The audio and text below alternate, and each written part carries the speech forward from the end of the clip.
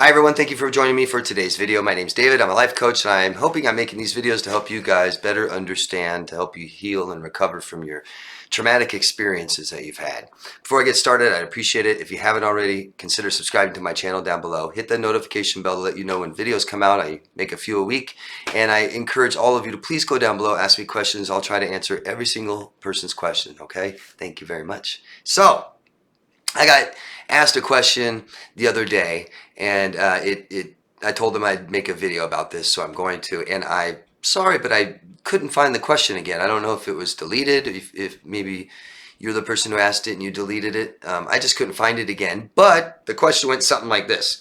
You stated that it only gets harder and harder to leave a toxic relationship. Can you please explain this in a video? So I'm going to. I hope you catch this. I hope you see it. It gets harder. It gets harder and harder to leave toxic relationships the longer they go. Okay, and hopefully I'm gonna explain to you guys why and why it's necessary to leave sooner. Okay. First, when somebody has a personality disorder, which often is the case when it comes to abusive relationships, they commonly have a personality disorder. Not always at all. I think majority. Because these are people that may lack empathy and things like this, not aware of their own behaviors, can't relate to people in a healthy way, can't have functional relationships. So, real important to remember when it comes to somebody with personality disorders, they're very rigid, not very agreeable, not very accepting of others. Biggest problem with relationships lasting is accepting something about somebody else, and they usually fall apart within 3 months to 6 months, as they should, instead of 3 to 6 years, because you can't accept something about somebody. Okay. So there's many different factors. I don't know if I'm going to cover them all. Okay. There's many different reasons why people don't leave toxic relationships and why it gets harder to as the time goes on. I'm going to touch on a few of them, biggest ones. So, loneliness, worrying, depression, boredom, these kinds of things show you that you have, or you could say these are signs of someone with low self-awareness. Okay? I tell people when they say, oh, I'm really bored by myself, and so I say, well, you're in bad company. And what I'm trying to do is to show you that you have, think of the statement, when I'm by myself. That doesn't mean alone. Right? Who are you with? You're standing by, you're by yourself. You have yourself. And people that can easily entertain themselves and take care of themselves and stuff like this have better self-awareness. So when we lose ourselves, we fear being alone. Okay? So you look at our true authentic self. I'm not going to go way into this. I do many of my videos. If you watch them, you know. But if you look at our true authentic self and at least the 5 major components of that, okay? In a relationship, we have emotional needs. Emotional needs are one of the biggest parts of ourself. It's the most important thing in our lives, our emotional needs. And if you're in a toxic relationship that's neglectful, that's what it means. You know, any relationship that's stressful or uncomfortable, all these kinds of things means you're not having your emotional needs met, okay? And so your emotional needs in your relationship, guys, you didn't have emotional security. They didn't make you feel nice and secure and they'll never leave you and not talk about you. You didn't get emotional attention from them. They cared about how you feel and asked and saw when you feel bad, tried to make you feel better. They didn't give you emotional privacy or emotional autonomy and no emotional connection. Okay? So this part of yourself dies. It feels bad and you don't do anything about it. You don't change it. You don't fix the problems. You don't leave. And eventually this part of you suffers and you try to numb your feelings out. You might do that with addictions or something. Another big major part of yourself are your feelings, your emotions. And if it feels bad and stressful and uncomfortable in your relationship and you don't change or fix it, what are you going to do? You're going to numb those? Right? Another part is your values, your moral values. If you value self-respect and respect for others and honesty and integrity and loyalty, acceptance, things like this, you can't have those in a relationship with somebody who's abusing you or neglecting you. They're gone. You had to pick those up, move them out of the way. You've compromised what you value. You didn't get what you want. You're not getting what you want. And I don't think your opinion is valued very much. So we lose ourselves in these relationships. That's a major part to this, okay? We've sacrificed, numbed, compromised, neglected who we are until we are gone. I lost myself. I don't know who I was. That wasn't me. Also, we lose our future, our plans, our goals. You can't accomplish these with this unmanageable, dysfunctional, unloving relationship. Your plans, your goals, your aspirations, dreams, interests, gone, gone, gone, gone, gone. All the focus and attention is on them. One-sided relationship. During these relationships, you've heard about isolation. Now, this could be the abuser, the controller, forcing you, isolating you, forcing you to lose your relationships with your family and your friends, maybe coworkers, things like this, neighbors. They might tell these people you're a bad, horrible person. They might tell people that you're abusing them, to not like you. They may just get sick of your toxic relationship and always going to them and hurting and suffering and crying. Eventually, these relationships die off. You don't have enough time and attention to spend intimate times with these people.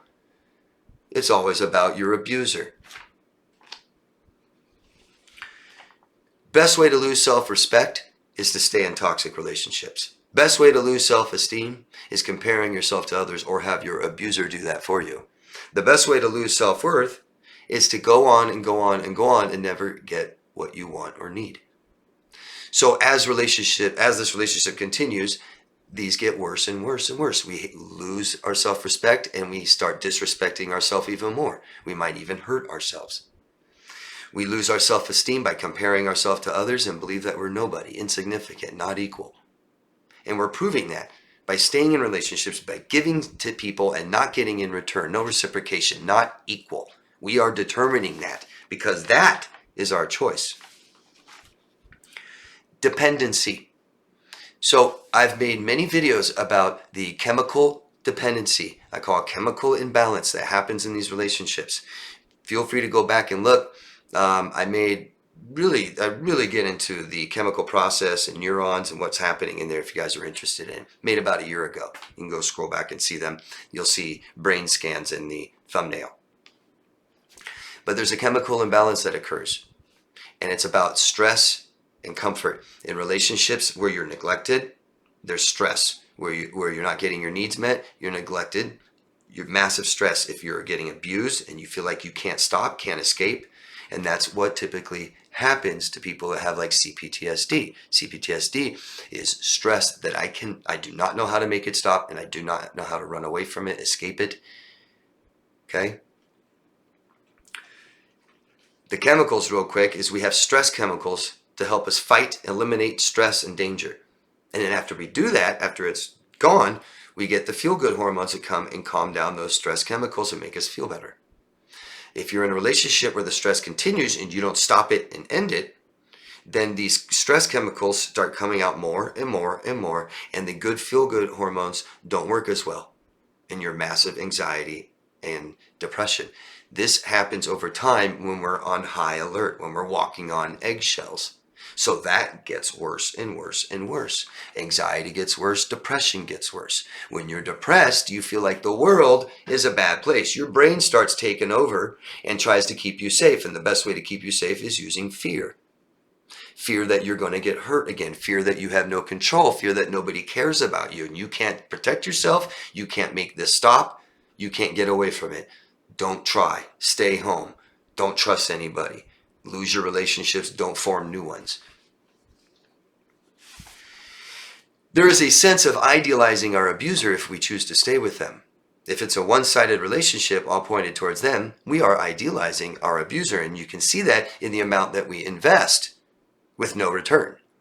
We're investing and they are not. You can't idealize an abuser more than that. But we also assume a role of a caretaker, of some kind of caretaker, whether it's financial, physical, emotional, mental, psychological, or all of it. We're taking care of them. There's a sense of responsibility for them, isn't there? I've heard it many, many, many times. So a lost self forces emotional dependency. We no longer can comfort ourselves and say, you'll be okay, I love you, no matter what. It's okay to make mistakes and fail. We don't do that anymore. The inner dialogue is, I suck. And we become emotionally dependent on our abuser. Real simple. I'm going to end it right now with this. Relationships all have problems, and relationships will have problems, and your relationships will have problems in the future. That's okay. That's okay. The idea is to fix them or end it. That's up to you how hard you want to try to fix it. The other person has to try just as hard, or it won't work anyways. Doesn't matter if you say I don't care. And so we fix the problems or we end the relationship. But most of us come from these dysfunctional families with lots of codependent behaviors, and we have witnessed problems in our family and our relationships that nobody ever fixes, and they stay together anyways. So that's where we've learned that. A sense of duty to our family, to our parents. Yeah, that's called narcissistic parenting. True parent will never make a child feel that way. Go live your own life. You aren't responsible for me. I'll be okay. You can still choose to help them. That's wonderful. It's great. It's beautiful. I love to see it. But as far as a sense of duty, and I don't want to, and I have to, and not good. Problems will occur in relationships, and both people try as hard as they can to fix it, or as hard as they value the relationship. And if you can't fix them, it's over. Not fixing problems causes stress. Stress causes depression, anxiety.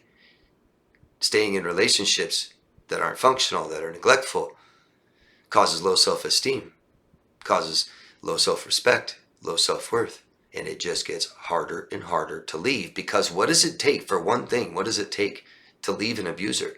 To choose anything different means that you have to feel worthy of it. I have to feel worthy. I deserve someone better. I don't deserve this. I deserve happiness. I deserve my rights. These kinds of things. That's self-worth, and it gets crushed by abusers in toxic relationships. So it just gets harder and harder and harder until you might find yourself one day, I can't leave. And I hear this. I have to stay here. I cannot leave. I cannot. And it's like, yes, you can. I'm sorry that you have feelings of this way, but it's your choice.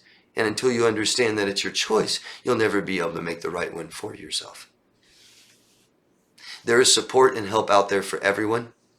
I'm always taking new clients. You can find me at daviddemars.com. So there is no excuse to tell you that there's no one that understands, there's no one that can help you. Yeah, there are a lot.